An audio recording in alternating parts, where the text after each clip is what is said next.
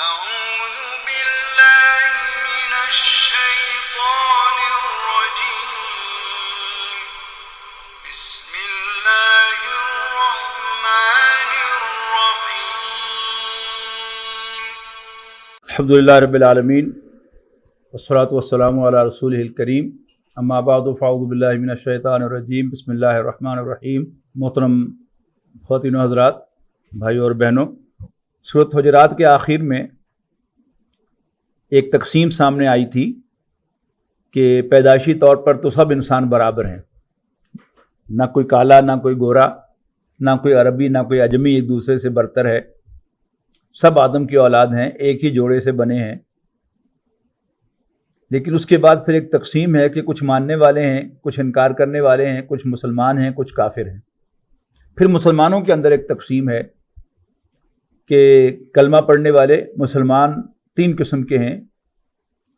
ایک وہ کہ جو زبان سے تو کہتے ہیں لیکن دل سے انکار کرتے ہیں، یہ منافقین ہیں، ان کا انجام تو کافروں جیسا ہے۔ دوسرے وہ ہیں کہ جو بات زبان سے کہتے ہیں ان کا دل انکار نہیں کرتا اگرچہ انہیں یقین حاصل نہیں ہوتا، یہ مسلمان ہیں، اور اگر یہ اللہ اور اس کے رسول کی اطاعت پر کاربند رہیں تو اللہ تعالیٰ ان کے اعمال میں سے کچھ ضائع نہیں کرے گا، اس لیے کہ اللہ تعالیٰ بخشنے والا مہربان ہے۔ اور اس کے بعد فرمایا گیا کہ انما المؤمنون الذین آمنوا باللہ ورسولہ ثم لم یرتابوا، مومن تو بس وہ ہیں کہ جو ایمان لائیں اللہ اور اس کے رسول پر اس طرح کہ پھر وہ شک میں نہ پڑیں، اور جب انسان کا ایمان شک و شبے سے بالاتر ہو جاتا ہے تو اس کو یقین ہوتا ہے کہ یہ جو کچھ ہے یہ اللہ کا ہے، میرا جسم، میری جان، میری صلاحیتیں، میری طاقت، یہ سب کچھ اللہ کا ہے، لہذا اللہ کے دین کے لیے جب تقاضا آئے میں سب کچھ سبمٹ کر دوں۔ تو وجاہدوا باموالہم وانفسہم فی سبیل اللہ، اور وہ اللہ کے راستے میں اپنے مالوں اور جانوں کے ساتھ جہاد کرتے ہیں، اولئک ھم الصادقون، یہی اپنے دعوی ایمان میں بالکل سچے۔ آج ہم یہ جاننے کی کوشش کریں گے کہ اللہ کے راستے میں جہاد تو کرنا ہے، لیکن عملی طور پر اس جہاد میں کیا کرنا ہے ہم نے۔ تو آج اس کا پہلا سبق ہے، یہ سورہ حج کا آخری رکوع ہم اس کا مطالعہ کریں گے، اور اس کے آخر میں بتایا جائے گا کہ جہاد کیوں کرنا ہے، اللہ کے راستے میں جو جہاد کرنا ہے اس کا زمینی آبجیکٹو کیا ہے۔ الٹیمیٹ آبجیکٹو تو اللہ تعالیٰ کو راضی کرنا ہے، لیکن عملی طور پر زمین پر کیا کرنا ہے اس کے لیے وہ آج ہم انشاءاللہ مطالعہ کریں گے سورہ حج کے آخری رکوع کے حوالے سے۔ اعوذ باللہ من الشیطان الرجیم بسم اللہ الرحمن الرحیم یا ایھا الناس ضرب مثل فاستمعوا له ان الذین تدعون من دون اللہ لن يخلقوا ذبابا ولو اجتمعوا له وإن يسلبهم الذباب شيئا لا يستنقذوه منه ضعف الطالب والمطلوب ما قدر الله حق قدره ان الله لقوي عزيز اللہ یصطفی من الملائکۃ رسلا ومن الناس ان اللہ سمیع بصیر یعلم ما بین ایدیہم وما خلفہم وإلی اللہ ترجع الامور یا ایھا الذین آمنوا ارکعوا واسجدوا واعبدوا ربکم وافعلوا الخیر لعلکم تفلحون وجاہدوا فی اللہ حق جہادہ هو اجتباکم وما جعل علیکم فی الدین من حرج ملۃ ابیکم ابراہیم هو سماکم المسلمین من قبل وفی ھذا لیکون الرسول شہیدا علیکم وتکونوا شہداء علی الناس فاقیموا الصلاة وآتوا الزکاة واعتصموا باللہ هو مولاکم فنعم المولا ونعم النصیر۔ آج کا جو موضوع آپ کو بتایا گیا تھا وہ تھا کہ جہاد کس کے لیے. وہ تو اس کی آخری آیت میں زیر بحث آئے گا، لیکن ابتدائی طور پر قرآن مجید کے کچھ بنیادی مضامین، بلکہ ہمارے 3 بنیادی عقائد اس کی پہلی 4 آیات میں زیر بحث آئیں گے. ارشاد ہوا یا ایھا الناس، لوگو، اے بنی نوع انسان، ضرب مثل، ایک مثال بیان فرمائی جاتی ہے، فاستمعوا لہ، اس کو غور سے سنو. ان الذین تدعون من دون اللہ، یقیناً وہ جنہیں تم اللہ کو چھوڑ کر پکارتے ہو، لن یخلقوا ذبابا، وہ کبھی ایک مکھی بھی پیدا نہیں کر سکتے، ولو اجتمعوا لہ، اگرچہ وہ سب کے سب اکٹھے ہو جائیں اس کام کے لیے. توحید ہمارے دین کا ایک بنیادی رکن ہے. ہمارے کلمے کا پہلا جز لا الہ الا اللہ ہے کہ اللہ کے سوا کوئی عبادت کے لائق نہیں ہے. اور عبادت ایک بڑا وسیع مفہوم رکھتی ہے. پرستش بھی اس میں آتی ہے، اور پرستش کے اندر رکوع کرنا، سجدہ کرنا، اس سے مانگنا، اس سے التجا کرنا، اس سے ہیلپ لینا، یہ سب اسی کے تقاضے ہیں. اللہ تعالیٰ کو اگر صحیح معنوں میں پہچان لیا جائے تو پھر کبھی انسان شرک میں مبتلا نہیں ہو سکتا، اس لیے کہ اللہ تعالیٰ جیسا ہے ہی کوئی نہیں. جیسا تو بہت دور کی بات ہے، اللہ تعالیٰ کے قریب بھی کوئی نہیں کہ انسان کو غلط فہمی ہو جائے. نہیں، اللہ تعالیٰ ہر چیز کا پیدا کرنے والا ہے. چھوٹی سے چھوٹی چیز بھی، ایک مکھی کا، مچھر کا پیدا کرنے والا بھی اللہ ہے، اور جانداروں میں سے ہاتھی کا پیدا کرنے والا بھی اللہ ہے. ایک ذرے کا پیدا کرنے والا بھی اللہ ہے، اور اب وہ ذرہ بھی ذرہ نہیں رہا، اس کے آگے کئی حصے ہیں، اس میں الیکٹران ہے، پروٹون ہے، پوزیٹرون ہے، پتہ نہیں کیا کچھ ہے. ان سب کا پیدا کرنے والا بھی اللہ تعالیٰ ہے. اور مکھی کے اندر بھی کئی سیل ہیں. اللہ تعالیٰ ایک ایک سیل کا پیدا کرنے والا بھی ہے، ایک ایک کروموسوم کا پیدا کرنے والا بھی ہے. اس کے مقابلے میں اگر ہم دیکھیں کہ غیر اللہ، یعنی اللہ کے سوا سب کے سب اس کی مخلوق ہیں. اللہ نے ان کو پیدا کیا ہے. سورج کو بھی اللہ نے پیدا کیا ہے، چاند کو بھی اللہ نے پیدا کیا ہے. اور جیسے آج ہمارا علم فلکیات، ایسٹرونومی کا علم کہتا ہے کہ سورج سے بھی بڑے بڑے کرے ہیں، بڑی بڑی گلیکسیز ہیں، ان سب کا پیدا کرنے والا بھی اللہ تعالیٰ ہے. تو اگر ہم صرف اس ایک تخلیق کے معاملے کو لیں تو اللہ کو چھوڑ کر سب کے سب بڑے سے بڑے،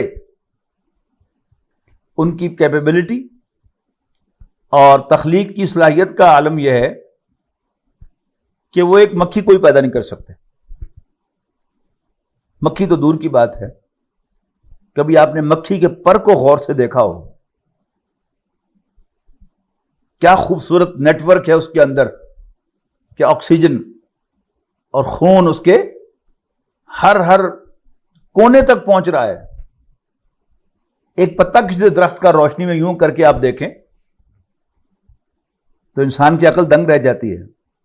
تو انسان ایک پتا نہیں بنا سکتا، ایک مکھی جو حقیر شے ہے اس کا پر نہیں بنا سکتا. اور خاص طور پر وہ بت جن کی پوجا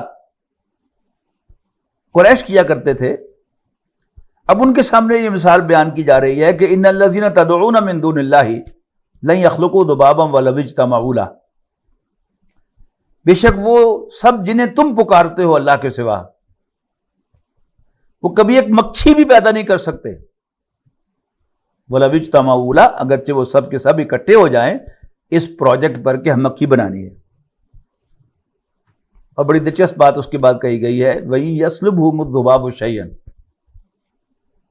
اگر مکھی ان سے کچھ چھین کے لے جائے، لا یستنقذوہ منہ، تو یہ اس سے واپس بھی نہیں لے سکتے. ہم کھا رہے ہوتے ہیں تو مکھی آ کر بیٹھتی ہے، پھر اڑ جاتی ہے، کچھ نہ کچھ وہاں سے چوس کے لے جاتی ہے. تو کوئی ہمیں سے بڑے بڑے کا باپ بھی جو ہے اس سے وہ جو کچھ اس نے لیا وہ واپس نہیں لے سکتا. یہ تو ہے ہماری نااہلی، ہمارا کسی قابل نہ ہونا. تو اگر ہماری کیپیبلٹی کا، ہماری قابلیت کا یہ عالم ہے، ہماری طاقت کا یہ عالم ہے، تو پھر ہم خدا کیسے ہو سکتے ہیں؟ یا اللہ کے سوا کوئی اور چیز جو ہے اس مقام پر کیسے پہنچ سکتی ہے کہ عبادت کے لائق کیسے ہو سکتی ہے؟ اس کو پکارا کیسے جا سکتا ہے؟ اس سے ہیلپ کیسے نہیں جا سکتی ہے؟ تو وہ سب جنہیں تم اللہ کو چھوڑ کر پکارتے ہو، وہ ایک مکھی بھی کبھی پیدا نہیں کر سکتے، خاص سب کے سب اکٹھے ہو جائیں. اور اگر مکھی ان سے کچھ چھین کے لے جائے تو یہ اس سے واپس نہیں لے سکتے. ضعف الطالب والمطلوب، کمزور ہے چاہنے والا بھی، اور کمزور ہے جس کو چاہا جا رہا ہے، جس کی طلب کی جا رہی ہے. کسی انسان کو اسیس کرنے کے کئی طریقے ہوتے ہیں. ایک اس کی دنیاوی قابلیت ہے کہ وہ میٹرک پاس ہے، جی سی ایس سی کیا ہوا، اس نے ہائی اسکول کیا ہوا ہے، یا پی ایچ ڈی ہے، تو آپ کا خیال پی ایچ ڈی کی طرف جائے گا کہ وہ زیادہ کیپیبل ہے. اسی طرح کوئی شخص جو ہے وہ پہلوان ہے، ریسلر ہے، اور ایک آدمی بیچارہ کمزور نحیف، تو آپ کا ووٹ ادھر جائے گا کہ ہاں وہ زیادہ طاقتور ہے. ایک اسیسمنٹ کا طریقہ کیا ہے کہ آپ دیکھیں کہ اس کا مطلوب کیا ہے، what he is after، کس چیز کے پیچھے بھاگ رہا ہے. 1984 میں پہلی مرتبہ ڈاکٹر اسرار احمد صاحب رحمہ اللہ تعالیٰ کے ساتھ میرا امریکہ جانا ہوا. تو میری بڑی بیٹی کی عمر 4 سال تھی. تو میں نے جاتے ہوئے اسے پوچھا کہ بیٹا میں آپ کے لیے کیا لاؤں؟ انہوں نے کہا ابا میرے لیے بسکٹ لانا. اب میں کسی بھی آدمی سے کہوں گا کہ میری بیٹی نے بسکٹ مانگے ہیں تو ان کو میری بیٹی کی عمر کا اندازہ ہو جائے گا. جو بسکٹ مانگ رہی ہے وہ بچی کتنی بڑی ہوگی. اب انسانوں میں کچھ تو خود پسند لوگ ہوتے ہیں، ان کا مطلوب اور مقصود اس کی اپنی ذات ہوتی ہے، پر ایک گھٹیا لوگ شمار ہوتے ہیں. کچھ ان سے اونچے جو اپنے خاندان کے بارے میں سوچتے ہیں، ان سے بڑے قوم کے بارے میں سوچتے ہیں، ان سے بھی بڑے انسان دوست انسان کے بارے میں سوچتے ہیں، ان سے بھی بڑے جو کائنات کے بارے میں سوچتے ہیں. لیکن کیا عظمت ہے اس شخص کی جو اللہ کے بارے میں سوچتا ہے، جس کا مطلوب اور مقصود اللہ ہے، اللہ کو راضی کرنا چاہتا ہے، اللہ کو پانا چاہتا ہے، اللہ تعالیٰ کو حاصل کرنا چاہتا ہے، اس کا مطلوب اور مقصود اللہ ہے. یہ لوگ جن کی یہاں مثال دی جا رہی ہے، جو بتوں کو اپنا خدا بنا رہے ہیں، ان کا مطلوب بت ہیں جو چل بھی نہیں سکتے، دیکھ بھی نہیں سکتے، سن بھی نہیں سکتے، رسپونڈ بھی نہیں کر سکتے، ہماری کوئی ہیلپ بھی نہیں کر سکتے. تو جو ان کے چاہنے والے ہیں وہ بڑے کمزور ہیں. ضعف الطالب والمطلوب، طالب بھی کمزور ہے اور مطلوب بھی کمزور ہے. ما قدر اللہ حق قدر، انہوں نے اللہ کو نہیں پہچانا جیسا کہ اس کو پہچاننا چاہیے تھا. عام طور پر اللہ تعالیٰ کو بادشاہ پر قیاس کیا گیا ہے. بادشاہ جو ہوا کرتے تھے پہلے، ان کی اپنی کوئی طاقت نہیں ہوتی تھی. بہت سارے فیوڈل لارڈز وہ اپنی طاقت اور اپنا لگان لے کر بادشاہ کے پاس آتے تھے تو بادشاہ کی طاقت بنتی تھی، اپنی کوئی طاقت تو نہیں تھی.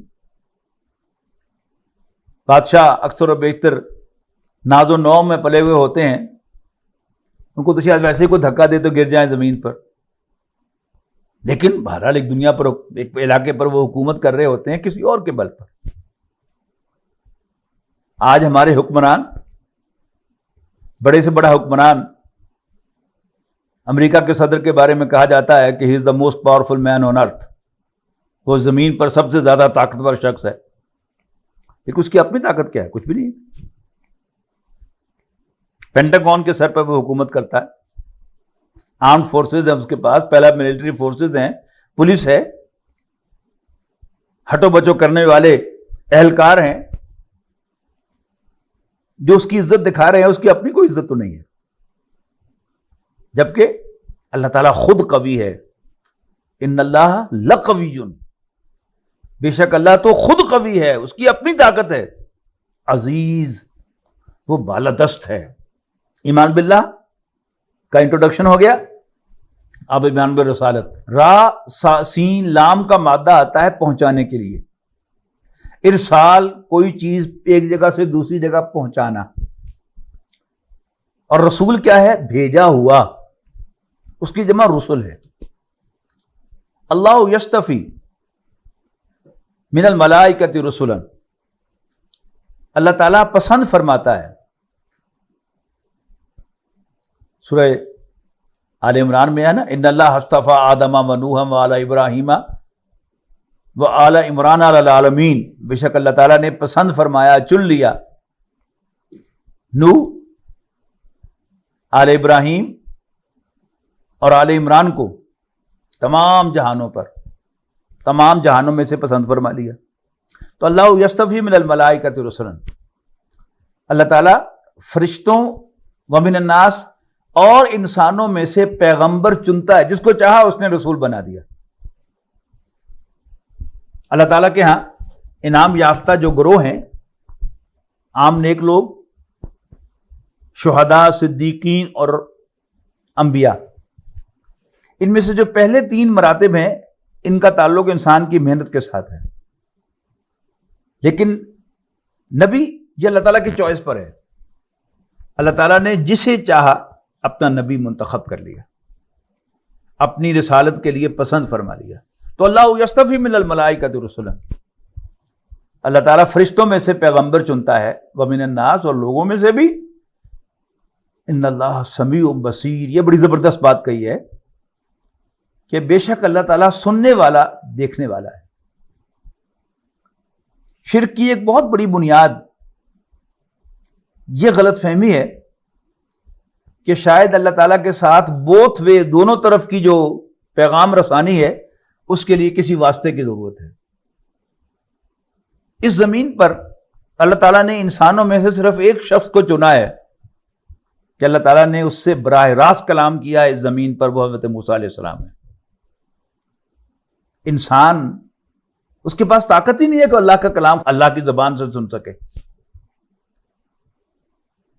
لہذا اللہ تعالیٰ پہلے اپنا پیغام اپنے فرشتوں کو دیتا ہے، جن کو بھی پسند فرماتا ہے فرشتوں میں سے، پھر وہ اللہ کا پیغام لے کر انسانوں میں سے جن کو اللہ تعالیٰ پسند فرماتا ہے، انبیاء، ان کے پاس آتا ہے، اور پھر انبیاء جو انسانوں میں سے ہوتے ہیں، انسانی زبان بولتے ہیں، وہ انسانی زبان میں اللہ کا کلام، اللہ کا پیغام انسانوں تک منتقل کرتے ہیں۔ یہ ہے سلسلہ رسالت۔ 3 کڑیاں ہیں اس کی، وہی، فرشتے اور انبیاء۔ انسانوں کو اکثر یہ غلط فہمی ہوئی ہے کہ جیسے اللہ تعالیٰ کا پیغام ہم تک پہنچتا ہے انبیاء کے ذریعے سے، اللہ کے بندوں کے ذریعے سے، شاید ہمیں بھی اللہ تعالیٰ کے ساتھ کمیونیکیشن کرنے کے لیے، رابطہ کرنے کے لیے کچھ واسطوں کی ضرورت ہے۔ وہ جو کہا کہ کیوں خالق و مخلوق میں حائل رہیں پردے، پیران کلیسا کو کلیسا سے اٹھا دو۔ انسانوں میں سے کچھ چالاک لوگوں نے لوگوں کو بیوقوف بنایا ہے، انسانوں کو بیوقوف بنایا ہے، اور اپنی خدمات پیش کی ہیں بظاہر، کیا ہو ہم نیک لوگ ہیں، ہم تمہارا پیغام، تمہاری ریکویسٹ اللہ تعالیٰ تک پہنچائیں گے۔ اللہ تعالیٰ کو اس کی حاجت نہیں ہے۔ کیوں؟ ان اللہ سمیع بصیر، بے شک اللہ تعالیٰ سننے والا، دیکھنے والا ہے۔ وہ تو جو کچھ میں کر رہا ہوں اسے بھی دیکھ رہا ہے، جو کچھ میں کہہ رہا ہوں اسے بھی دیکھ رہا ہے، جو کچھ میں بلند آواز سے کہہ رہا ہوں اسے بھی دیکھ رہا ہے، اور جو میں دل میں کہہ رہا ہوں اسے بھی دیکھ رہا ہے۔ اسے تو میری نیتوں کی بھی خبر ہے۔ علیم بذات الصدور، سینوں کے بھیدوں کا جاننے والا ہے۔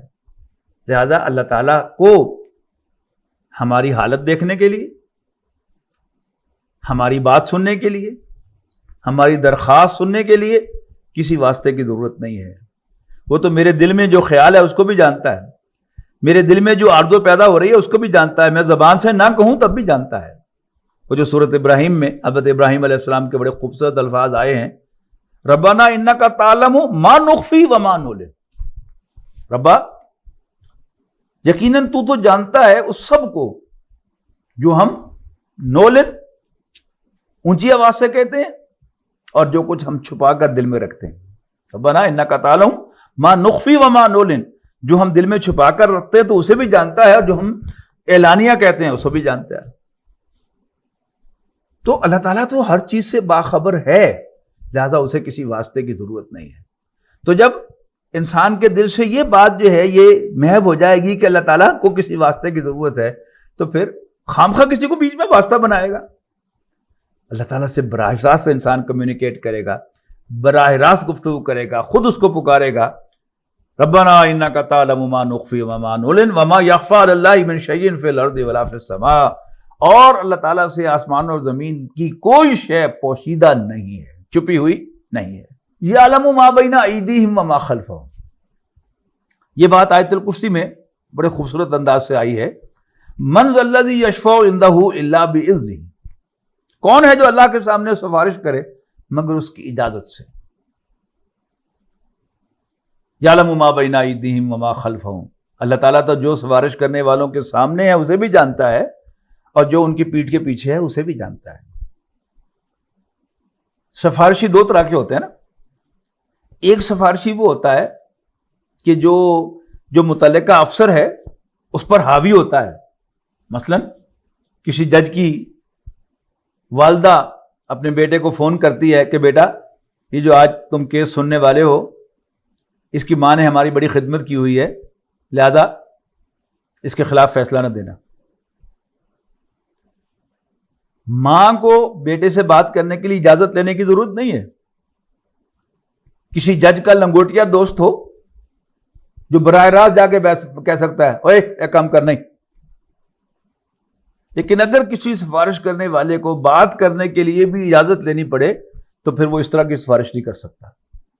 دوسری سفارش کیا ہوتی ہے کہ کوئی جا کر افسر سے کہے کہ جی فائل جو کچھ آپ کو بتا رہی ہے وہ درست نہیں ہے، میں چشمدید گواہ ہوں کہ معاملہ یوں نہیں یوں ہوا تھا۔ اب اللہ تعالیٰ وہاں پر واضح کر رہا ہے کہ کون ہے جو اللہ کے سامنے سفارش کر سکے اس کی اجازت کے بغیر۔ اور یعلم ما بین ایدیہم وما خلفہم، اللہ تعالیٰ تو جانتا ہے جو کچھ ان کے سامنے ہے۔ کوئی جا کر اللہ تعالیٰ کو جو کچھ اس نے اپنی آنکھوں سے سامنے دیکھا ہے اس کو بتا سکتا ہے کہ میں نے اپنی آنکھوں سے دیکھا ہے، لیکن اللہ تعالیٰ تو جو اس کے پیچھے ہے اس کو بھی جانتا ہے۔ اور یہاں پر جو اگلی بات کہی گئی ہے ایمان بالآخرت کی طرف ایک بڑا خوبصورت ریفرنس ہے، وہ کیا ہے؟ وَإِلَى اللَّهِ تُرْجَعُ الْأُمُورُ، سارے امور، سارے ایشوز اللہ تعالیٰ کی طرف ریفر کیے جائیں گے۔ فائنل ریفری، فیصلہ کرنے والا اللہ تعالیٰ ہوگا۔ انسانوں کے درمیان بے شمار قسم کے اختلافات ہیں، انسان انسانوں پر ظلم ڈھاتے رہتے ہیں۔ ان سب ایشوز کا، نظریاتی ایشوز، اخلاقی ایشوز، مالی ایشوز، یہ سب کے سب کیا ہیں؟ یہ اللہ تعالیٰ کی طرف ریفر کیے جائیں گے، اور اللہ تعالیٰ ان سب کے درمیان فیصلہ فرمائے گا، وہی فائنل ریفری ہوگا۔ تینوں ایمانیات بیان ہو گئے، ایمان باللہ، ایمان بالرسالت اور ایمان بالآخرت۔ اب وہ لوگ جو ان تینوں پر ایمان لاتے ہیں یہ ایمان والے کہلاتے ہیں۔ اس کا خلاصہ کیا ہے؟ نبی اکرم صلی اللہ علیہ وسلم کو ماننے والے، اور جو بھی نبی اکرم صلی اللہ علیہ وسلم کو اللہ کا رسول مان لیتا ہے وہ گیا ان کی لائی ہوئی ہر بات کو حرف آخر تسلیم کر لیتا ہے، تو وہ کیا ہے؟ وہ مومن ہے۔ یا ایھا الذین آمنوا، اے ایمان والو، ارکعوا واسجدوا واعبدوا ربکم وافعلوا الخیر لعلکم تفلحون، رکوع کرو، سجدہ کرو اور بندگی اختیار کرو اپنے رب کی، وفعلوا الخیر لعلکم تفلحون، اور اچھے کام کرو، بھلے کام کرو، خیر کے کام کرو تاکہ تم فلاح پاؤ۔ امام شافعی رحمۃ اللہ علیہ کے نزدیک یہ آیت سجدہ ہے، لیکن باقی ائمہ کے نزدیک یہ آیت سجدہ نہیں ہے، اس لیے کہ نبی اکرم صلی اللہ علیہ وسلم سے اس مقام پر سجدہ کرنا ثابت نہیں ہے۔ اگرچہ ایک حدیث ہے جس میں سورت حج کو نبی اکرم صلی اللہ علیہ وسلم نے 2 سجدوں والی سورت کہا ہے، لیکن اس مقام پر آپ نے خود سجدہ نہیں کیا، جبکہ سورت کے اندر جو ایک مقام ہے وہاں پر نبی اکرم صلی اللہ علیہ وسلم نے خود سجدہ تلاوت کیا ہے۔ 4 حکم اس میں آ رہے ہیں، ارکعوا رکوع کرو، واسجدوا سجدہ کرو۔ ہر مسلمان جانتا ہے کہ رکوع کیا ہوتا ہے اور سجدہ کیا ہوتا ہے۔ اس کے بعد ہے واعبدوا ربکم، اور اپنے رب کی بندگی اختیار کرو۔ بندگی کیا ہے؟ اللہ تعالیٰ کو اپنا مالک تسلیم کر لینا اور خود اس کا غلام بن جانا، غلامی اختیار کر لینا، یہ کیا ہے؟ بندگی ہے۔ اس بندگی کے بھی بہت سے پہلو ہیں۔ صرف اللہ تعالیٰ پر بھروسہ کرنا یہ بھی اس کا تقاضا ہے، صرف اللہ سے ڈرنا یہ بھی اس کا تقاضا ہے، اللہ ہی کی بات ماننا یہ بھی اس کا تقاضا ہے، اللہ تعالیٰ ہی سے پروٹیکشن طلب کرنا یہ بھی اس کا تقاضا ہے۔ یہ دوسرا لیکچر جو تھا ہمارا رب ہمارا، اس کے تحت ہم پڑھ چکے ہیں۔ لیکن جو صاف نظر آنے والا ہے وہ کیا ہے؟ اللہ تعالیٰ کی بندگی، اللہ تعالیٰ کی اطاعت ہے۔ تو اے ایمان والو، رکوع کرو، سجدہ کرو اور اپنے رب کی اطاعت کو اختیار کرو، اس کی بندگی کو اختیار کرو۔ رکوع و سجود جو ہیں یہ نماز کے 2 ارکان ہیں، اور نماز دین کے ارکان میں سے ایک رکن ہے۔ تو نماز روزہ کا حکم دے دیا گیا اس آیت کے حوالے سے پہلے حصے میں کہ رکوع کرو، سجدہ کرو، یعنی ارکان اسلام کو بجا لاؤ، نماز، روزہ، حج، زکوٰۃ کا اہتمام کرو۔ واعبدوا ربکم، اپنے رب کی بندگی کو اختیار کرو، اس کی غلامی میں آ جاؤ۔ اس کے بعد ہے وفعلوا الخیر۔ خیر کے لفظی معنی بہتر کے ہوتے ہیں، ہوا خیر منہ، وہ مجھ سے بہتر ہے، واللہ خیر الرازقین، اللہ تعالیٰ بہترین رزق دینے والا ہے۔ تو خیر کے لفظی ایک معنی جو ہیں وہ بہتر کے ہیں، لیکن قرآن مجید میں خیر کبھی مال کے معنوں میں آیا ہے، اور مخیر حضرات ہم کہتے ہیں خیر کے کام کیا کہلاتے ہیں دنیا میں؟ انسانی خدمت کے جو کام ہوتے ہیں انہیں خیر کے کام کہا جاتا ہے۔ مخیر حضرات وہ ہوتے ہیں کہ جو انسانی خدمت کے کام کرتے ہیں، چیریٹیز، خیرات کے کام کرتے ہیں۔ تو خیرات کا لفظ ہے، یہ اسی کی جمع ہے، خیرات، نیکیاں۔ لیکن خیرات سے مراد کیا ہوتا ہے؟ صدقہ و خیرات دینا۔ تو وفعل الخیر کیا ہے؟ نیکی کے کام کرو، بھلائی کے کام کرو، انسانی خدمت کے کام کرو۔ اب انسانی خدمت کے کاموں کے بھی بے شمار درجے ہیں۔ کسی بھوکے کو کھانا کھلانا یہ بھی خیر کا کام ہے، اور کسی حاجت مند کو 10 روپے دے دینا یہ بھی خیر کا کام ہے۔ لیکن ہمیں سے ذرا نسبتاً سینسیبل لوگ کہلاتے ہیں، سمجھدار لوگ کہلاتے ہیں، دانشور انٹلیکچوئلز کہلاتے ہیں، وہ ذرا اس سے اونچی سوچ رکھتے ہیں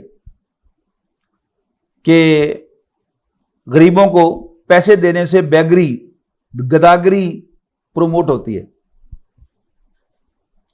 گداگری کو تقویت ملتی ہے، لہذا وہ منع کرتے ہیں کہ اسی طرح مانگنے والوں کو پیسے نہیں دینے چاہیے۔ کچھ کہتے ہیں کہ جی مانگنے والے تو دور کی بات ہے، غریب آدمی جو ان کو بھی پیسے دے دیں گے تو وہ پیسوں کو ضائع کر دیتے ہیں۔ آپ پیسے دیں گے تو وہ پیسوں کو ضائع کر دیں گے، یہاں تک کہ وہ اپنی کوئی حاجت رکھیں کہ جی یہ ہماری ضرورت ہے، آپ ہماری عہد کریں، آپ ان کو پیسے دیں گے تو وہ جس کام کے لیے پیسے مانگے تھے اس کی بجائے کوئی اور تعیش کا سامان لے آئیں گے، اور پھر آپ سوچیں گے کہ ہو ایسے دے دیے پیسے اس کو۔ لہذا وہ کہتے ہیں نہیں، ان کو کچھ چیز بنا کے دو، ان کے پاس رہنے کو گھر نہیں ہے تو ان کو ایک چھوٹا سا کمرہ تعمیر کرا کے دے دو، ان کا گھر بوسیدہ ہو گیا ہے اس کی تعمیر و مرمت کرا دو، اور ان کی کوئی ضرورت ہے، بچی کی شادی کرنی ہے تو ان کو جہیز کا کوئی سامان جو ہے وہ خرید کر دے دو، پیسے نہ پکڑاؤ. اس سے بھی جو زیادہ سمجھدار لوگ ہیں وہ کہتے ہیں نہیں، ان کو کاروبار بنا کر دو، ریڑی لگا کر دو، چھابڑی لگا کر دو، تھوڑا سا سرمایہ جو ہے اس سے ان کو کوئی چیز لے کر دو، جیسے نبی اکرم صلی اللہ علیہ وسلم نے کیا تھا نا. مشہور واقعہ ہے سیرت کا کہ ایک گداگر آپ کے پاس آیا تو آپ نے اس سے پوچھا کہ تمہارے پاس کچھ ہے گھر میں؟ انہوں نے کہا جی میرے پاس ایک کمبل ہے اور ایک پیالہ ہے، یا مجھے یاد نہیں، کوئی 2 چیزیں اس نے کہی تھیں. آپ نے کہا لے آؤ. وہ لے آیا تو آپ نے ان کی نیلامی کر دی اور اس سے جو پیسے ملے تو آپ نے ایک کلہاڑا خرید کر اور ایک رسا خرید کر اس کو دیا، اور اس کلہاڑے میں خود آپ نے دستہ فٹ کر کے اپنے دستے مبارک سے اس کو دیا. اسے کہا کہ جاؤ یہ کلہاڑا اور رسا لے جاؤ، اس کلہاڑے سے لکڑیاں کاٹو جنگل میں جا کے، اور پھر اس رسے کے ساتھ باندھ کر شہر میں لاؤ اور شہر میں لا کر بیچو، اور یوں اپنا کاروبار جو ہے اس کو شروع کرو. تو کچھ لوگ کہتے ہیں کہ یہ ہے اصل کام کرنے کا. بالکل درست بات ہے.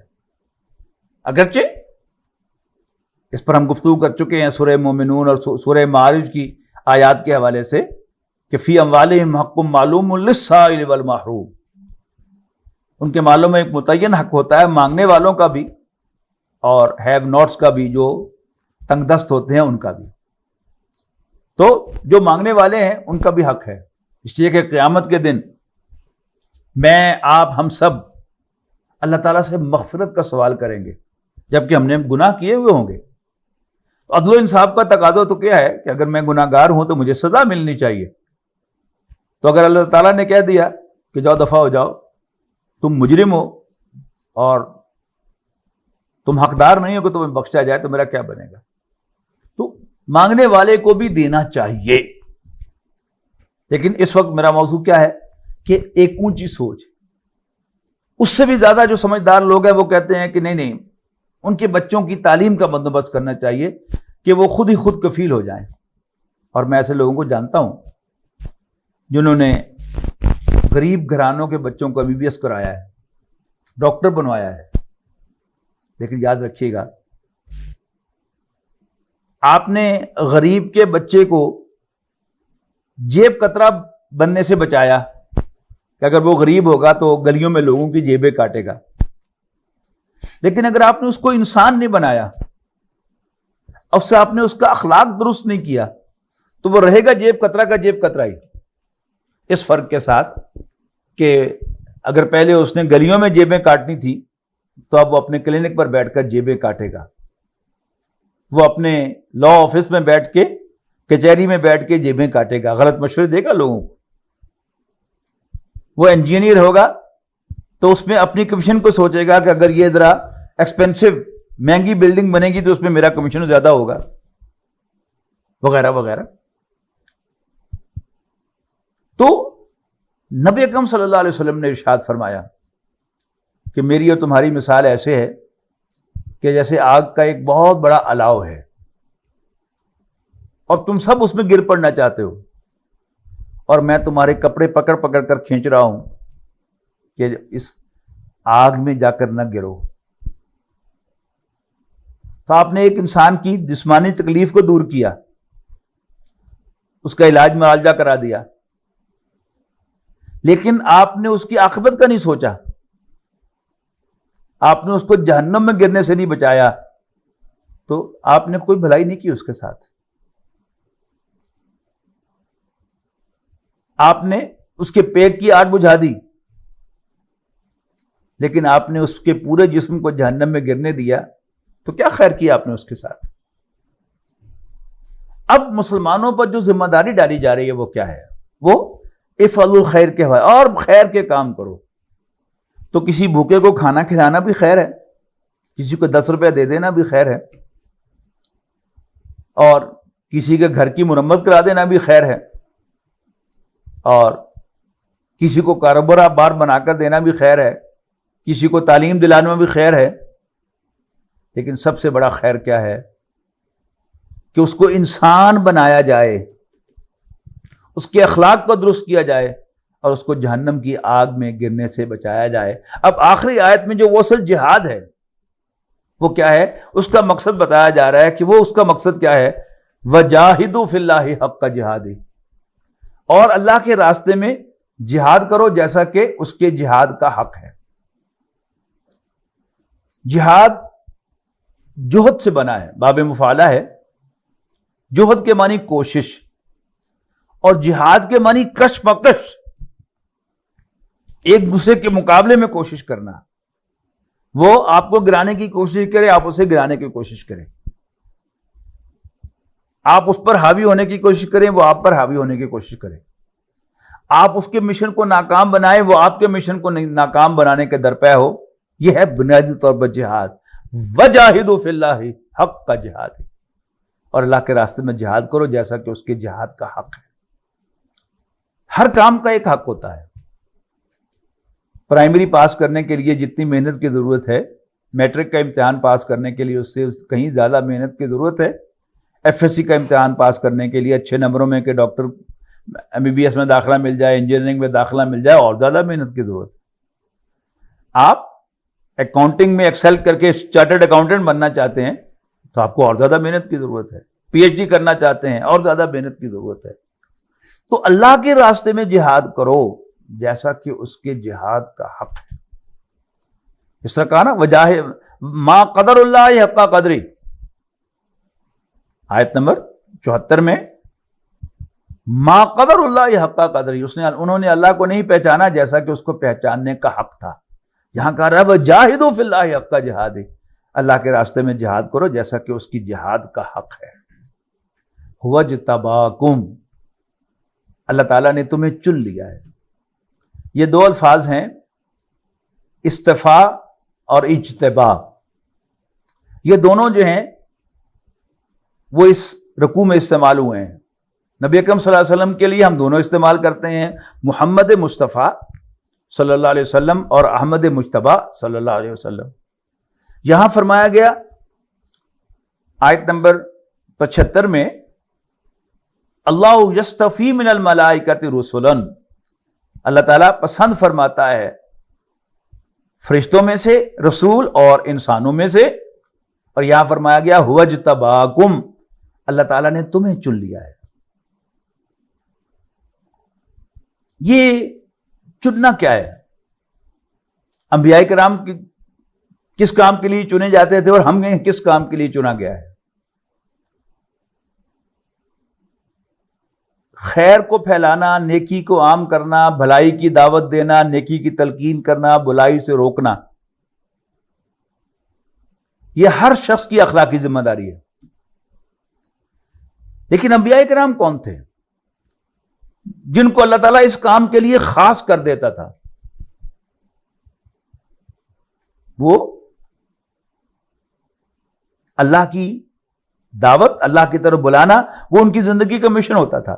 جیسے اقبال نے کہا کہ ہم تو جیتے تھے کہ دنیا میں تیرا نام رہے، ہم تو جیتے تھے کہ دنیا میں تیرا نام رہے۔ انبیاء کرام کی تاریخ ہمیں زیادہ معلوم نہیں، لیکن نبی اکرم صلی اللہ علیہ وسلم کی سیرت تو معلوم ہے نا۔ نبی اکرم صلی اللہ علیہ وسلم نے کاروبار شروع کیا کہ آپ کے اپنے پاس سرمایہ نہیں تھا، لوگوں کا مال لے کے جاتے تھے۔ حضرت خدیجہ نے اپنا سب کچھ نبی اکرم صلی اللہ علیہ وسلم کو ہبہ کر دیا، آپ نے اس کے ساتھ کاروبار شروع کر دیا اور چیریٹی کا کام بھی شروع کر دیا۔ وہ جو آتا ہے واقعہ کہ ایک دن نبی اکرم صلی اللہ علیہ وسلم کچھ پریشان سے گھر تشریف لائے، حضرت خدیجہ نے پوچھا کہ کیا معاملہ ہے کہ آپ کچھ پریشان دکھائی دے رہے ہیں؟ آپ نے فرمایا کہ میں باہر گھوم رہا تھا، میں نے ایک قافلہ دیکھا، بڑا قسمہ پرسی کا عالم تھا، بچے بھوک سے بلک رہے تھے، میں سوچ رہا تھا کہ میرے پاس بھی کچھ سرمایہ ہوتا تو میں ان کی مدد کرتا۔ تو حضرت خدیجہ کو سٹرائک ہوا کہ ہو میرے شوہر چونکہ دیانتدار آدمی ہیں، وہ میری اجازت سے میرا مال برت رہے ہیں، اس کو اپنا نہیں سمجھتے۔ تو انہوں نے مکے کے سرداروں کو بلایا اور کہا کہ تم سب گواہ رہو کہ میں نے اپنا سارا مال اپنے شوہر محمد بن عبداللہ کو ہبہ کر دیا، تو آپ غنی ہو گئے۔ لیکن جب آپ پر وحی کا آغاز ہو گیا اور آپ کو ایک مشن سونپ دیا گیا تو پھر نبی اکرم صلی اللہ علیہ وسلم نے اپنا وہ سارا کا سارا سرمایہ وہ کنزیوم کر لیا، استعمال کر لیا، یہاں تک کہ آپ صرف اللہ تعالیٰ پر ڈیپینڈ کرنے والے تھے۔ اور مدنی زندگی میں ہم جانتے ہیں کہ کئی کئی دن کے فاقے نبی اکرم صلی اللہ علیہ وسلم پر آیا کرتے تھے، لیکن کوئی کمی کوتاہی اس مشن میں نہیں ہوئی، اس جہاد میں نہیں ہوئی۔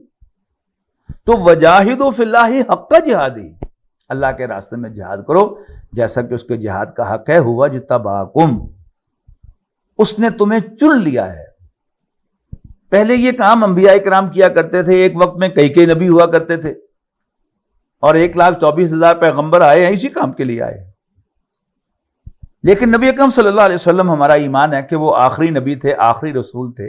نبی اکرم صلی اللہ علیہ وسلم کے بعد یہ کام امت کے ذمہ لگایا گیا۔ سیرت النبی جن حضرات کے ذہن میں ہے کہ نبی اکرم صلی اللہ علیہ وسلم نے آخری حج 10 ہجری میں ادا فرمایا، 1.25 لاکھ کا یا 40,000 کا کم سے کم مجمع تھا۔ آپ نے دین کی تعلیمات کا خلاصہ لوگوں کے سامنے رکھا، اور پھر ان سے ایک سوال کیا، الا هل بلغت، بہت بڑا مجمع تھا، کوئی ایمپلیفائر تھا نہیں، الا هل بلغت، میں نے پہنچا دیا کہ نہیں؟ تو لوگوں نے بیک زبان کہا، انا نشہد انک قد بلغت وادیت ونصحت، اللہ کے رسول ہم گواہی دیتے ہیں کہ آپ نے حق تبلیغ ادا کر دیا، حق امانت ادا کر دیا، حق خیر خواہی ادا کر دیا۔ پھر آپ دائیں مڑے، الا هل بلغت، پھر یہ جواب ملے، پھر بائیں مڑے، پھر یہ جواب ملے۔ پھر آپ نے فرمایا اللہم اشہد، اللہ تو بھی گواہ ہے، اللہم اشہد، اللہ تو بھی گواہ ہے، اللہ تو بھی گواہ ہے۔ اور پھر لوگوں سے کہا فلیبلغ الشاہد الغائب، تو جو لوگ یہاں موجود ہیں، یا اب ان کی ذمہ داری ہے کہ اس پیغام کو ان تک پہنچا دیں جو یہاں موجود نہیں ہے۔ اب کیا ہو گیا؟ اب امت اس کام پر مامور ہو گئی۔ حضرت عمر رضی اللہ تعالیٰ عنہ کا ایک اثر ملتا ہے کہ جب مدینے کے لوگ، آپ جانتے ہیں کہ کاشتکار تھے، جب مدینے میں ہل متعارف ہوا، یہ ہل چلانے والا کھیت میں، تو حضرت عمر رضی اللہ تعالیٰ عنہ نے خطبہ ارشاد فرمایا اور بہت ناراضگی کا اظہار فرمایا، اچھا اب تم بیلوں کی دمیں مروڑا کرو گے؟ کیا اللہ نے تمہیں اس کام کے لیے پیدا کیا تھا؟ تو ہم تو جیتے تھے کہ دنیا میں تیرا نام رہے۔ اپنے پروفیشن میں نئی مشینری کو متعارف کروانا کوئی گناہ نہیں، حرام نہیں، لیکن جب انسان اپنے پروفیشن میں مزید دلچسپی لے گا، نئی نئی مشینری لے کے آئے گا، تو اور وقت لگانے کو جی چاہے گا۔ وہ وقت کہاں سے آئے گا؟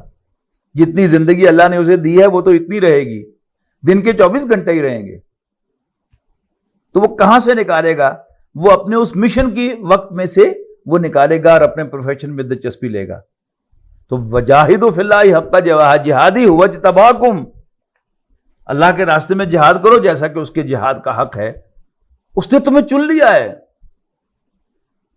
تمہارا مشن ہے، تم عام لوگ نہیں ہو۔ کنتم خیر امت اخرجت للناس، تم بہترین لوگ ہو، لوگوں کے لیے نکالے گئے ہو، تم اپنے لیے نہیں جیتے۔ ہم تو جیتے تھے کہ دنیا میں تیرا نام رہے۔ تو هو اجتباکم، اس نے تمہیں چن لیا ہے۔ وما جعل علیکم فی الدین من حرج، اور اس نے تمہارے لیے دین میں کوئی تنگی نہیں رکھی۔ ملت ابیکم ابراہیم، وہی تمہارے باپ ابراہیم کا طریقہ، ان کا سٹائل، ان کا طرز زندگی۔ ہوا سماکم المسلمین، انہوں نے تمہارا نام مسلمان رکھا تھا۔ لفظی ترجمہ ہوگا اس نے تمہارا نام مسلمان رکھا۔ حضرت ابراہیم علیہ السلام، حضرت اسماعیل علیہ السلام جب خانہ کعبہ کی دیواریں اٹھا رہے تھے تو وہ دعائیں کر رہے تھے اللہ تعالیٰ سے، اے اللہ ہماری یہ ایفرٹ قبول فرما، ہم حج کے لیے تیرا گھر تعمیر کر رہے ہیں، اس کو آباد کر،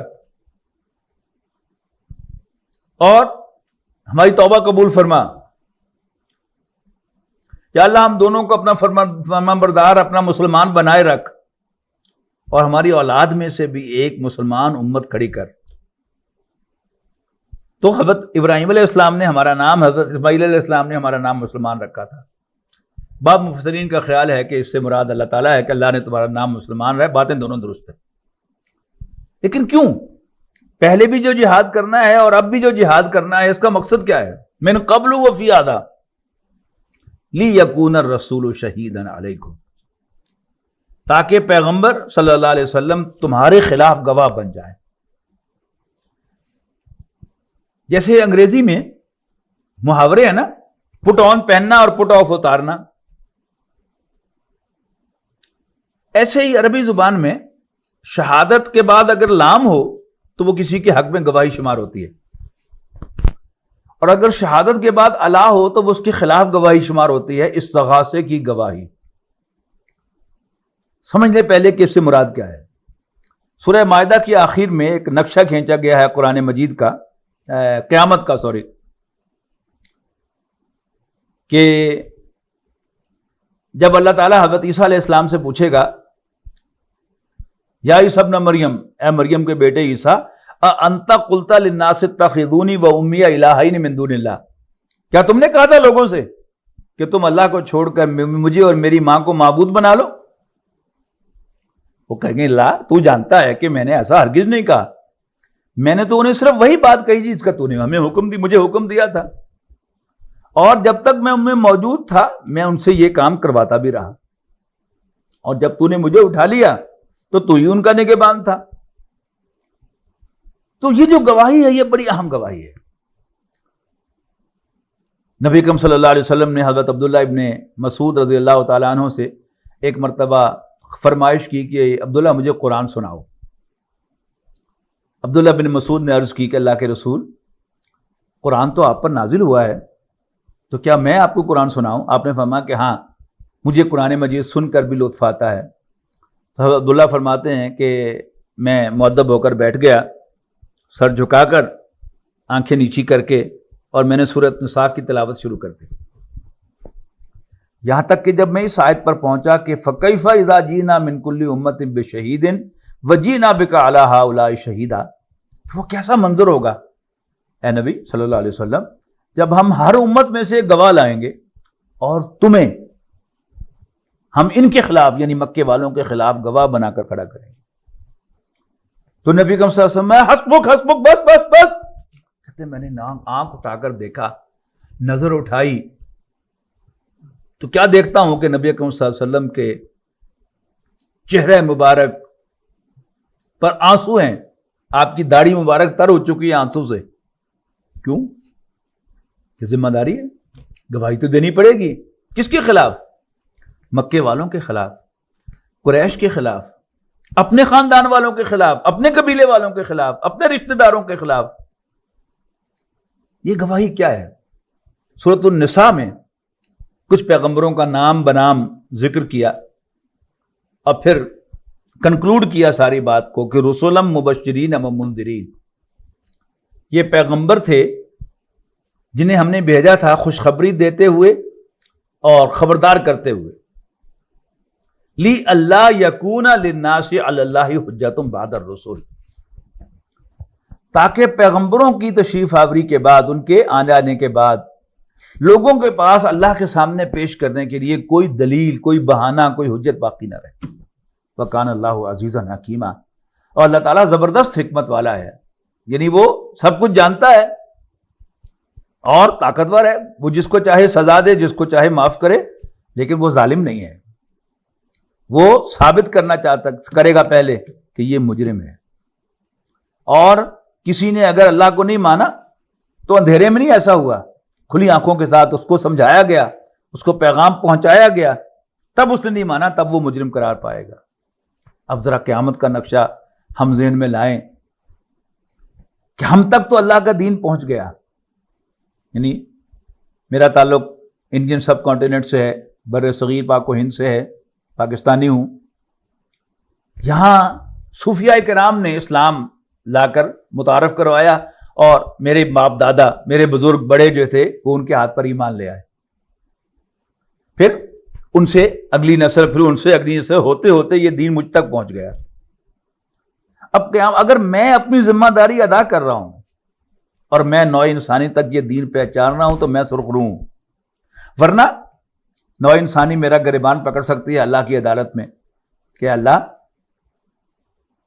ہم مجرم نہیں ہیں، تیری مسلمان امت مجرم ہے، جنہوں نے تیرا تعارف ہم سے کروایا ہی نہیں، تیرے نبی کا تعارف ہم سے کروایا ہی نہیں، آخرت کے بارے میں ہمیں خبردار کیا ہی نہیں، تو کیوں جہاد کرنا ہے؟ لِيَكُونَ الرَّسُولُ شَهِيدًا عَلَيْكُمْ، تاکہ رسول تم پر گواہ بن جائیں، وَتَكُونُوا شُهَدَاءَ عَلَى النَّاسِ، اور تم لوگوں پر اللہ کی طرف سے گواہ بن جاؤ۔ علامہ اقبال نے اپنے خطبہ الہ آباد میں 1930 میں الہ آباد میں جو مسلم لیگ کا سالانہ اجلاس ہوا، تو علامہ اقبال صدر تھے، تو ان کا جو صدارتی خطبہ ہے اس کو خطبہ الہ آباد کہتے ہیں، اس میں انہوں نے کہا تھا کہ یہ ایک تقدیر کا فیصلہ ہے، تقدیر اٹل ہے، اللہ کی تقدیر، لکھا ہوا ہے کہ ہندوستان کے شمال مغرب میں ایک آزاد مسلمان ریاست وجود میں آئے اور اسلام کے چہرے پر ملوکیت کے دور میں جو بدنما داغ پڑ گئے ہیں ان کو دھو کر دنیا کو اسلام کا روشن چہرہ دکھایا جائے، تاکہ لوگوں کو اسلام لانے کی دعوت دی جا سکے۔ وہ تو آخری انتہا ہے نا، انشاءاللہ ہم وہاں تک پہنچیں گے، لیکن پہلے ہم اصولی بات سمجھ رہے ہیں کہ جہاد کیوں؟ لِأَلَّا يَكُونَ لِلنَّاسِ عَلَى اللَّهِ حُجَّةٌ بَعْدَ الرُّسُلِ، تاکہ رسولوں کی تشریف آوری کے بعد لوگوں کے پاس اللہ کے سامنے پیش کرنے کے لیے کوئی حجت، کوئی بہانہ، کوئی عذر باقی نہ رہے، کوئی ایکسکیوز باقی نہ رہے۔ اچھا، اب کام کہاں سے کرنا ہے؟ یہ تو آبجیکٹو ہو گیا نا، شروع کہاں سے کرنا ہے کام؟ فَأَقِيمُوا الصَّلَاةَ، بس نماز قائم کرو۔ عام طور پر ہمیں یہ غلط فہمی ہو جاتی ہے کہ ہم دین کی دعوت کا کام کر رہے ہیں، ہم اللہ کے دین کے غلبے کی جدوجہد کر رہے ہیں، تو شاید نماز ہمارے لیے ضروری نہیں۔ یہ چھوٹے لیول کے لوگوں کے کرنے کا کام ہے، نو وے۔ مسلمان کی، جیسا کہ ہم سورہ مومنون کی ابتدائی آیات میں، سورہ معارج کی آیات میں پڑھ چکے کہ اول و آخر نماز ہے۔ فَأَقِيمُوا الصَّلَاةَ، بس نماز قائم کرو، وَآتُوا الزَّکَاةَ، اور زکوٰۃ ادا کرو۔ یعنی وہ جو خیر کے کاموں کا ذکر تھا، بڑھ چڑھ کر کرنا، وہ تو بات ہے، لیکن سٹارٹ کہاں سے لینا ہے؟ یعنی نماز میں تہجد کی نماز بھی ہے، اور نبی اکرم صلی اللہ علیہ وسلم کی تہجد کی نماز گھنٹوں تک محیط ہوتی تھی۔ آپ کا ایک ہی رکعت میں پوری سورہ نساء، پوری سورہ آل عمران اور پوری سورۃ بقرہ پڑھنا ثابت ہے آپ کا ایک رکعت میں۔ لیکن بنیاد کیا ہے؟ فَأَقِيمُوا الصَّلَاةَ، نماز قائم کرو۔ 5 وقت نماز جو مسلمان مرد پر مسجد میں باجماعت ادا کرنا واجب ہے، اور مسلمان مرد و عورت دونوں پر 5 وقت نماز پڑھنا فرض ہے۔ اور وَآتُوا الزَّکَاةَ، چیریٹی کے جتنے مرضی کام کرو، لیکن وہ جو منیمم ہے اپنی آمدنی کا، وہ جو تمہارے پاس جمع شدہ سرمایہ ہے، اس کا 2.5%، 40واں حصہ تم نے لازماً دینا ہے۔ اور اس کے بعد ہے وَاعْتَصِمُوا بِاللَّهِ، عصمت کہتے ہیں حفاظت کو، اعتصام کہتے ہیں اپنی حفاظت کی غرض سے کسی چیز کو مضبوطی کے ساتھ پکڑ لینا، پنجابی میں کہتے ہیں جفا مار لینا، اور اللہ تعالیٰ کے ساتھ جڑ جاؤ اپنی حفاظت کے لیے۔ دیکھیں اللہ تعالیٰ کے ساتھ ہم کیسے جڑیں؟ سورہ آل عمران میں فرمایا گیا وَاعْتَصِمُوا بِحَبْلِ اللَّهِ جَمِيعًا، تم سب مل کر اللہ تعالیٰ کی رسی کو مضبوطی سے تھام لو۔ پھر سوال پیدا ہوا کہ اللہ کی رسی کون سی ہے؟ احادیث میں پھر اس کی وضاحت آئی کہ قرآن مجید کے بارے میں فرمایا ہوا حبل اللہ المتین، یہ اللہ کی مضبوط رسی ہے۔ اللہ تعالیٰ نے آسمان سے تانی ہے زمین پر، اللہ تعالیٰ سے جڑنا ہے تو اس کتاب سے جڑ جاؤ، قرآن مجید سے جڑ جاؤ۔ اگر آپ کا پہلے قرآن مجید کے ساتھ کوئی براہ راست تعلق نہیں تھا تو ذرا ٹٹولیے اپنے دل کو وہ لوگ کہ جو ہمارے بھائی اور بہنیں جو اس سیریز کو سن رہے ہیں اور دین کے تقاضے قرآن مجید کے حوالے سے سمجھنے کی کوشش کر رہے ہیں، اور دین کا پیغام قرآن مجید کی آیات کے حوالے سے انڈرسٹینڈ کرنے کی کوشش کر رہے ہیں، سمجھنے کی کوشش کر رہے ہیں، وہ محسوس کریں گے کہ جیسے وہ اللہ تعالیٰ کے ساتھ دن بدن جڑتے چلے جا رہے ہیں اس قرآن مجید کے ذریعے سے۔ تو واعتصموا باللہ، اللہ کے ساتھ چمٹ جاؤ، اللہ کی رسی کو مضبوطی سے تھام لو۔ ہوا مولاکم، اللہ ہی تمہارا آقا ہے، تمہارا مولا، تمہارا سرپرست، تمہارا حامی و ناصر ہے۔ فنعم المولا، تو وہ کیا ہی اچھا سرپرست ہے تمہارا۔ یہ مولا بھی بڑا وسیع المانی لفظ ہے، حامی، ناصر، مدد کرنے والا، سپورٹ کرنے والا، حفاظت کرنے والا، یہ سارے مفہوم اس کے اندر شامل ہیں۔ تو ہوا مولا کو، اللہ سے جڑو قرآن مجید کے ذریعے سے۔ اور قرآن مجید کے ساتھ جڑنا جو ہے، ایک تو دعوت کے لیے جو اصل ٹول ہے وہ قرآن مجید ہے، یاد رکھیے گا۔ ہم دین کی دعوت دینا چاہتے ہیں تو وہ قرآن مجید کے بغیر نہیں ہو سکتی۔ اپنے فلسفے اور اپنی کہانیاں ہم بیان کریں گے تو وہ ہم ہوں گے، اللہ نہیں ہوگا۔ اگر ہم اللہ کا پیغام پہنچانا چاہتے ہیں تو زیادہ سے زیادہ قرآن مجید کے ذریعے سے پہنچائیں گے ہم، اور پھر اس میں مصائب آئیں گے، مشکلات آئیں گی قدم قدم پر۔ اور اللہ تعالیٰ سے جڑنا قرآن مجید کے ذریعے سے کیا ہے؟ تلاوت۔ دو ہجرتیں ہوئی ہیں، ایک ہجرت حبشہ ہے اور ایک ہجرت مدینہ ہے۔ ہجرت حبشہ کا حکم جو ہے، اجازت، یہ سورہ عنکبوت میں آئی ہے، اور اس میں 21واں پارہ شروع ہوتا ہے اس آیت سے کہ اتلو ما اوحی الیک من الکتاب واقم الصلاۃ، تلاوت کرو کتاب میں سے، جو وحی کیا گیا ہے آپ کی طرف کتاب میں سے، اور نماز قائم کرو، یہ حکم ہے۔ اور آخری دور کی نازل ہونے والی صورتوں میں سے سورہ کہف ہے، اس میں کہا گیا وَاتْلُ مَا أُوحِیَ إِلَیْکَ مِن کِتَابِ رَبِّک، تلاوت کرو اس میں سے جو تمہارے رب کی طرف سے تمہاری طرف نازل کیا گیا ہے، اس کی کتاب میں سے۔ وَاتْلُ مَا أُوحِیَ إِلَیْکَ مِن کِتَابِ وَاتْلُ مَا أُوحِیَ إِلَیْکَ مِن کِتَابِ رَبِّکَ، اپنے رب کی طرف سے جو کتاب میں نازل کیا گیا ہے اس کی تلاوت کرو۔ تو اللہ تعالیٰ کے ساتھ جڑنا، اور اس کا آئیڈیل وقت جو ہے وہ کیا ہے؟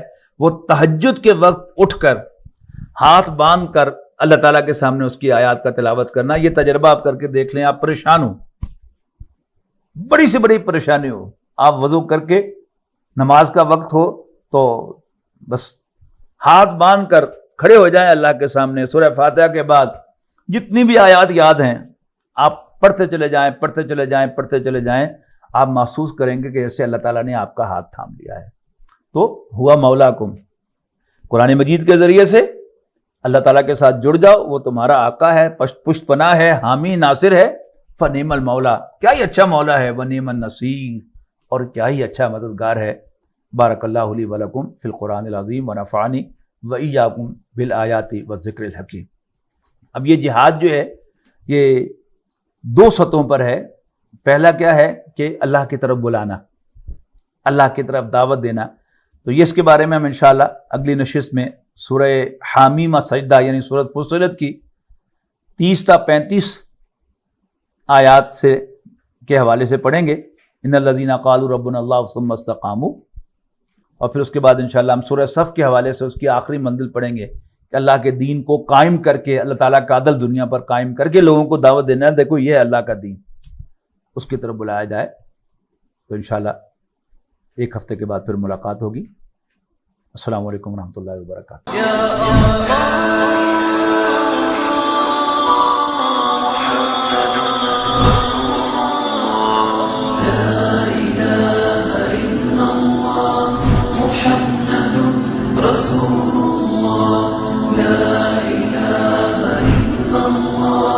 محمد رسول